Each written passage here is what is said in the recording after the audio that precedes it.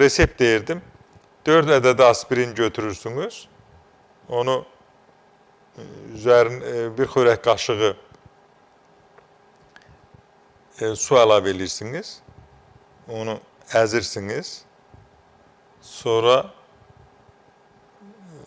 həll olandan sonra bir qaşıq zərdaçal tozu əlavə edirsiniz. Bir qaşıq soda əlavə edirsiniz. Yaxşı qarışdırırsınız. Bir limonu sıxırsınız. Sonra üzərinə bir xörək qaşığı bal əlavə edirsiniz. Qarışdırırsınız. Sonra üzünüzə çəkirsiniz. Masaj edirsiniz. Sonra onu 5 dəqiqədən sonra yuyursunuz. Və təbii ki, kraxmal tozu və kətan toxumunu qatırsınız. Üzünü yenidən masaj edirsiniz. Çox gözəl kətan jelesi daha doğrusu.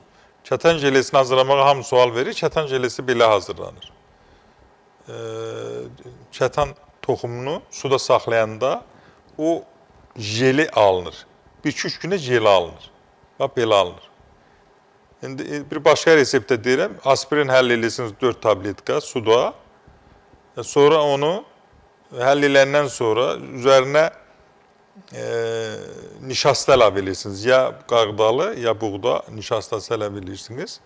Bir xörək qaşığı, üzərinə də 2 xörək qaşığı qarışdırırsınız. Onu yaxşı qarışdırandan sonra üzünüzə çəkirsiniz. Əgər qırış varsa, qırışın əks istiqamətində masaj edir. Qırışları da götürür, üz dərisini ağardır və gözəlləşdirir.